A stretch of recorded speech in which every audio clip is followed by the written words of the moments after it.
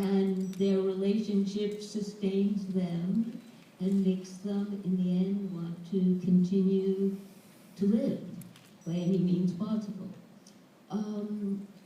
Which is why it's comedy. But how did you make, and again it's Tilda, how did you make the coupleness of it? Because you seemed like you had lived together forever. That's another very nice thing to hear.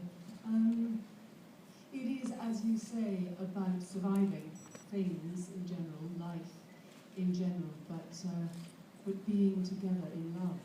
You know, when a long relationship, this one, of course, many hundreds of years. Sometimes all our relationships feel like they've been many hundreds of years, even if they haven't been. Just rebooting one's connection, rebooting the reasons to not get out a gun or get really depressed and sit in your underpants all day and do nothing else. Just that feeling of being there in support. That was something that Jim and Tom and I talked about for a long time before we started shooting. And we were all so clear that what we wanted was a couple who really felt familiar.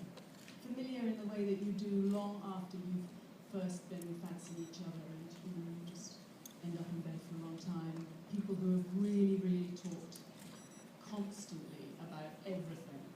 You know, she says at one point, "You love telling me stuff about all the fancy people you used to know." You know, that's one of those things she's learned to put up with, and love as well. We talked about all of that. We talked about the texture of a really, really long friendship.